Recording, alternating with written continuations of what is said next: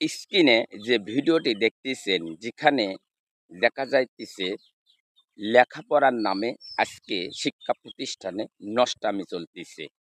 আজকে এই প্রজন্ম কিভাবে দেশের ভবিষ্যৎ উজ্জ্বল করবে? এরা দেশের ভবিষ্যৎ তো উজ্জ্বল করবেই না, বরঞ্চ দেশটাকে ক্ষতিগ্রস্ত করবে। যেই শিক্ষা প্রতিষ্ঠান থেকে মানুষের মতো মানুষ হওয়ার কথা, যেখান থেকে প্রত্যেকটি মানুষ শিক্ষা প্রতিষ্ঠানে যায় লেখাপড়া শিখে সভ্যতা, ভদ্রতা, শিষ্টাচার, মূল্যবোধ শিক্ষা গ্রহণ করার জন্য, সেখানে আজকে দেখেন কি পরিমাণভাবে তারা নষ্টামি করতেছে। নাউজুবিল্লাহ।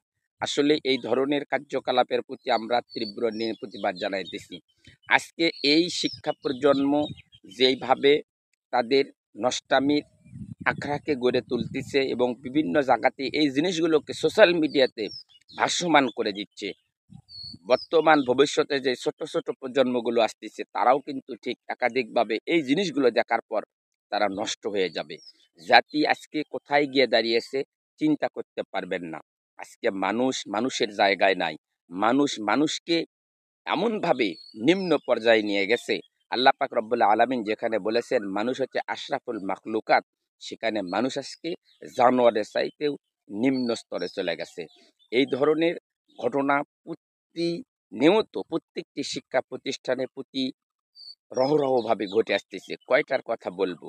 যারা অভিভাবকরা আমার এই ভিডিওটা দেখেছেন, অবশ্যই আপনার সন্তানকে সজাগ করুন এবং অসৎ সন্তানদের সাথে থাকা তাদেরকে বিরত করুন, তাদের সঙ্গ থেকে তাদেরকে বিরত করুন।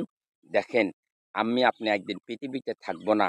আমাদের সন্তানেরা যখন এই অসৎ কাজের সাথে লিপ্ত থাকবে এবং তারা এই সময় অসামাজিক কাজে যখন লিপ্ত হয়ে যাবে, তাহলে আপনার আমার পার্থিব জীবন, আমরা যখন কবরে থাকবো, বারজাকে থাকবো, আমাদের অবস্থা কেমন হবে?